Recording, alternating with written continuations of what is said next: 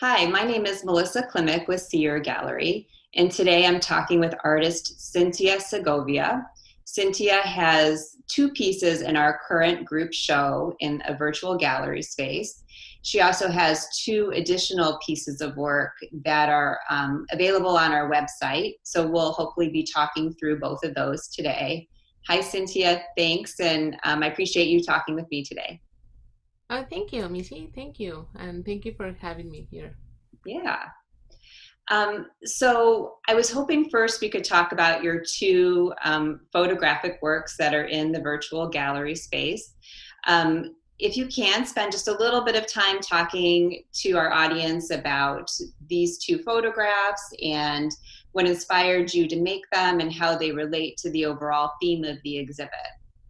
Yeah, sure. So the work Birds and Reflejos en la Naturaleza, they are very important to me as a person and as an artist because when I grew up in Mexico City, we didn't have any parks close by. We had to drive, my parents had to drive me to a park. There is no really green spaces. I grew up in an apartment complex. So for me, the my parents would take me in on the weekends to hike. And for me, that was like a way of like relax. And it was a way to take a break to go back then like in a few hours to the city.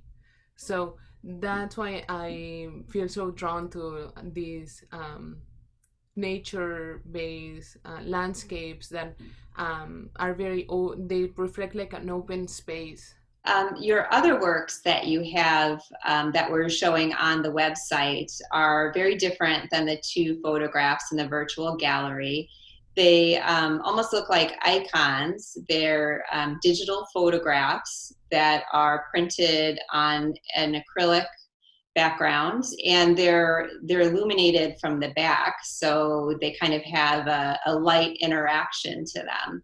If you can you talk to me a little about those and your meaning and inspiration behind them? Yeah. So lo que me hubiera gustado hacer cuando tenía 8 años is the what I would like to be when I was 8 years old. That was literally the title is because that was literally what was happening in my life. As a teenager, I wanted to be like morally strong as the Virgin of Guadalupe, and at the same time those thoughts were conflicting with my desire to be independent. And I was looking at Sailor Moon and I wanted to be like have adventures and save the world.